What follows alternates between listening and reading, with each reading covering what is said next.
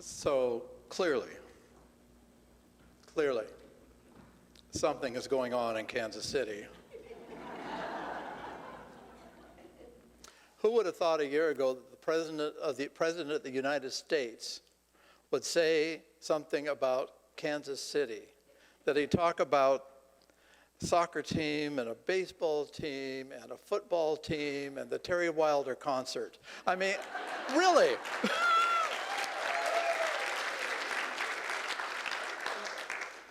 And you might as well come because the Royals, nothing's going to happen until the 11th inning anyway, so.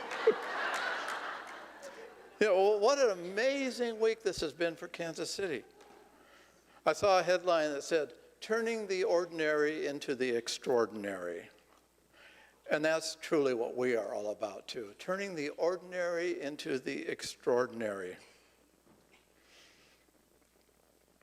I was thinking about this, and I was thinking about what I've heard coaches and general managers in the sports field say, that you've got to keep changing, you've got to keep growing. You can't stay where you're at, because if you stay where you're at, you're actually moving backwards.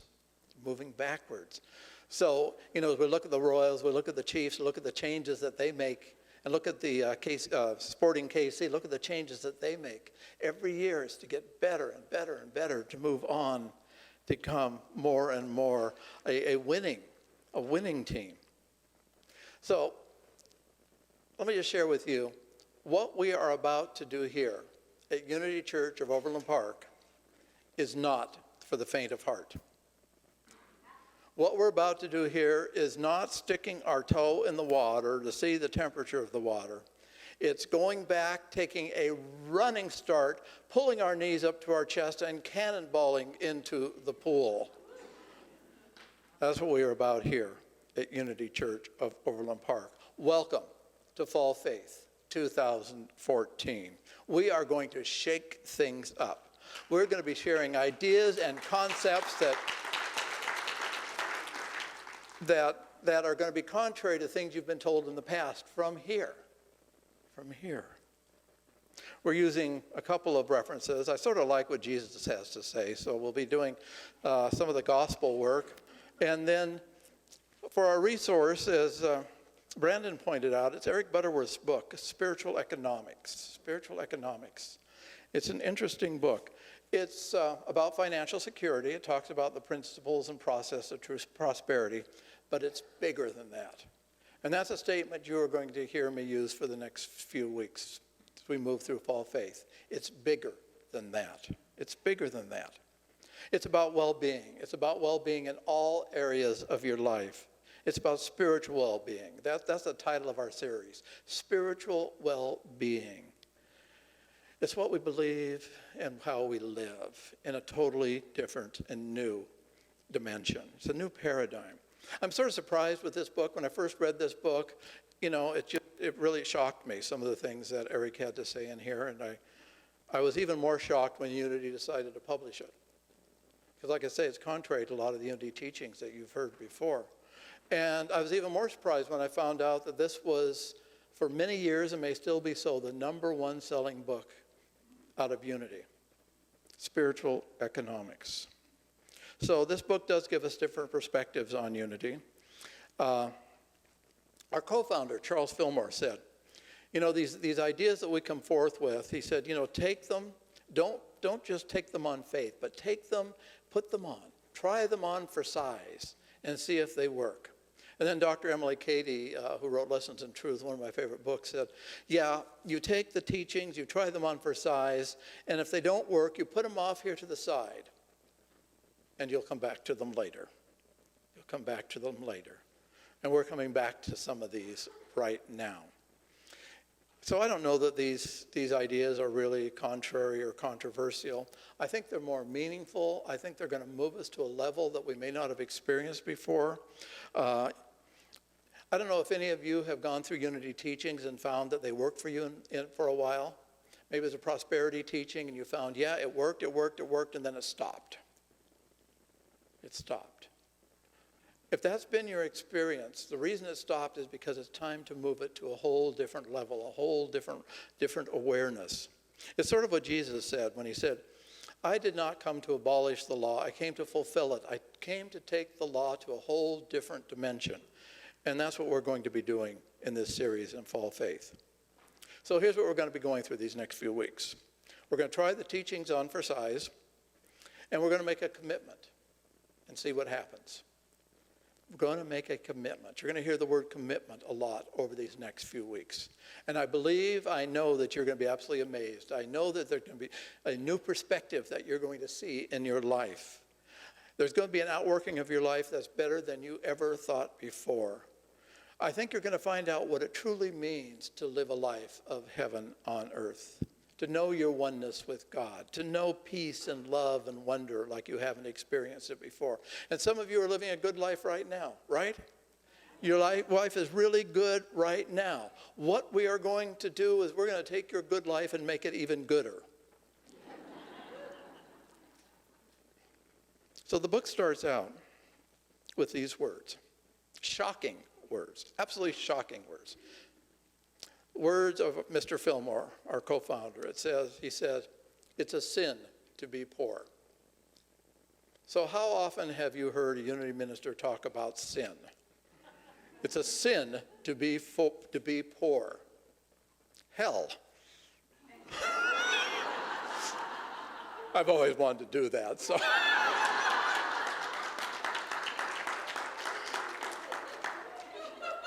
In Unity, we don't talk about sin. And if, the Unity definition of sin comes from a word that actually means missing the mark. Missing the mark. And I'm sure what Charles Fillmore was saying is, if you are experiencing financial challenges in your life right now, you're missing the mark. It's time to move your aim a little bit higher. It's time for you to do something new and different in your life. So we've got to remove anything in our lives that gets in our way. We've got to get rid of the old ways of thinking. So, excuse me one second. No, it's not as good as it appears.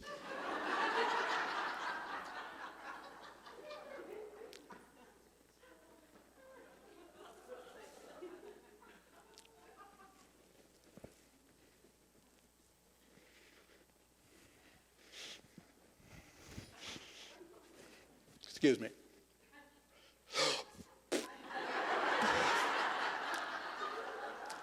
Perfect. It fits perfectly. What old way of thinking are we holding on to that we find constricting, refining, and doesn't give us the freedom to move forward? This jacket is 20 years old, and I love this jacket. I keep it under the bed in my 6-month box. What my 6-month box is, I just know in 6 months I'm going to be able to wear this again. And it's been there 15 years. So what kind of thoughts are we holding on to that no longer fit us, that are confining, that are restricting in our lives? You know what I'm hearing about prosperity nowadays? If you're watching TV or reading the news, what kinds of words are you hearing? An advertisement I saw on TV Thursday, and it said, we're heading towards economic disaster. Yeah, and I thought, And then the political ads. Have you seen any political ads? I think that they could take one ad and it would fit all the politicians. They just insert whatever name you want.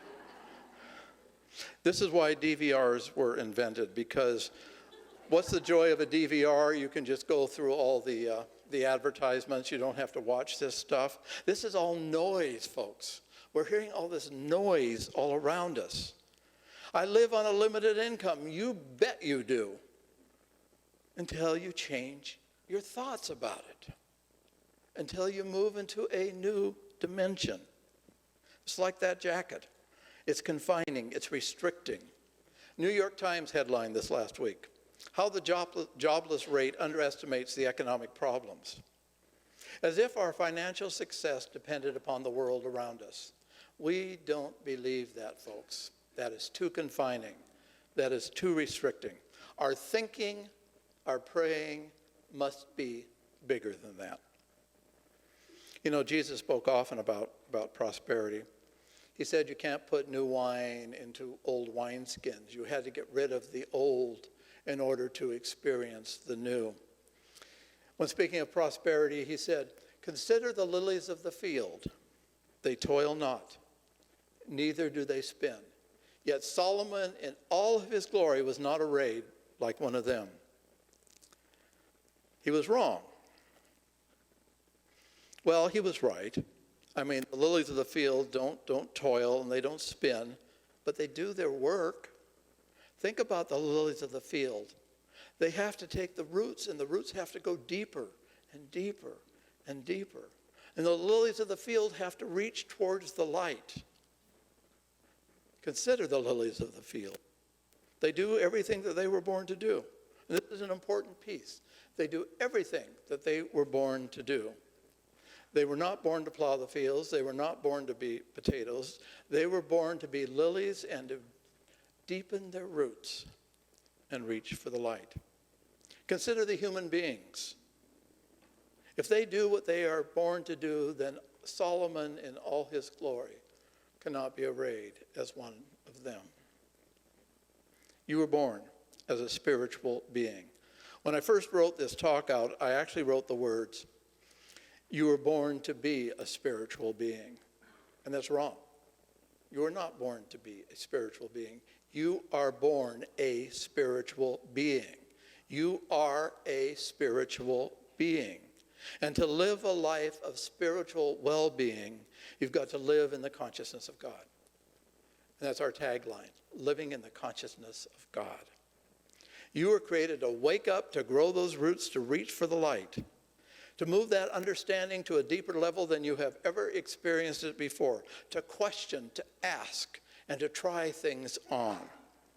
You were born to reach out to God, to reach to a new truth, to reach out to love and life and abundance and peace and joy. But we've got to get rid of the old. So what's this new wine that Jesus was talking about? Where is this journey into spiritual being going to take us over these next weeks? Well, one thing it's going to do is going to move us into a consciousness of yes. We're going to recognize that there is something bigger and there is something better in our lives, that our life is good, and we've got to make it better. If this is a journey that you're ready to take and you haven't signed up for a group yet, sign up for a group. You know, even if you are one of the small theme groups, that's a group of like-minded people that are getting together and they are working on things. The entrepreneurs group, the cooking group, the moms group, a group of like-minded people that are actually changing the world. If you haven't signed up for a Fall Faith Circle group yet, sign up. Because in that circle, you're going to get the prayer support that you need, that you want. Like-minded people that are going to help you grow those roots deeper and reach higher to the light. We've got to change our concept of God. You know, Jesus brought a new concept of God. In Eric Butterworth's probably best known book, Discover the Power Within You, he has a whole chapter where he says, Jesus' unique concept of God. Because Jesus takes the concept in a different direction than had ever been experienced before. You see, we've got to understand a new paradigm about God, the paradigm that Jesus brought to us. Mary Omwick spoke to this when she was here. We spoke about it a couple of weeks ago in the talk, When I See You, I See. And what we said was, God is not this being in space that has these attributes and qualities we're looking at. God does not have love. God does not have peace. God does not have understanding. God is not this being whose mind we can change if we pray. It's bigger than that. You see, God is love. The love that you experience, when you experience that love, that's God. The peace that you experience very deep in your soul, that's God. Several weeks ago, Brandon said something that I'll never forget. He was speaking and he said, it's not God and, it's God is. It's not God and love. It's not God and peace. It's not God and understanding. God is love. God is peace. God is understanding. We've got to move into the allness of God, the allness of peace, the allness of love. I was very irritable this past weekend. but it was righteous irritability. You know, I talked to a person on the phone, and I became really irritated with them. And I would say things like, not to them, but afterwards I say, that person's so dumb. They don't have a clue what they are talking about. How can they make the kinds of statements that they make? What's wrong with that person? And all the time I'm doing this, on my desk is a sheet of paper. And on the paper are some Charles Fillmore pieces on leadership, the unpublished pieces on leadership. And so I looked at these, and I looked at the noise that I was expressing, my irritability. And I was thinking about the noise in the world that we experience today. And I saw this statement, and it said, is that your phone, Brandon? No, okay. I saw this statement, and it's become an extremely powerful statement for me. I don't ask people to write things down. That's up to you. But this statement says, listen deeply into the silence behind the noise. Listen deeply into the silence behind the noise. The world gives us so much noise. Listen deeply into the silence behind the noise. Listen deeply to the love behind the hatred. Listen deeply to the abundance behind the appearance of lack. Listen deeply to the peace that's behind all the aggression. Listen deeply. Listen deeply. You know, we've got to start where we're at today. Wherever we are in our life, we've got to start there. We've got to remove the old jackets. We've got to get that noise out of our mind. And we have to take time to sit and listen deeply in the silence to experience what's really, really true and what's really, really right. Every week when you are here, besides the prayer card that you got today, we're going to have a weekly prayer card. And when you leave today, we didn't put these in bulletins, so we want you to pick them up. We want you to take action for your prosperity, for your abundance. Our prayer chaplains are going to be at the door. They'll have baskets. You can pick up one of these cards. And it's from Eric's book. And it's about abundance. It's about listening deeply. It says, God is my instant, constant, and abundant source of supply. God is my instant, constant, and abundant source of supply. I listen deeply, deeply to that. There's two things I want you to take with you today when you leave. I want you to take the idea, don't ever forget me wearing that jacket. Okay? That's the noise. That's the old stuff we've got to get rid of. And I want you to take with the idea that we have to experience the allness of God, the allness of love, the allness of peace, the allness of understanding, that we've got to listen deeply in the silence behind the noise. You know, it's simple. Eric Butterworth says this: all that is required is that you keep yourself centered in the creative flow. Keep in tune through positive thoughts. Keep responsive by your faith. And as Thoreau would say, keep moving in the direction of your dreams. And then he goes on to say, make a deeply rooted commitment that you will practice the presence of God, ever reminding yourself that you are in the presence of an infinite, eternal substance from which all things proceed. Listen deeply in the silence behind the noise.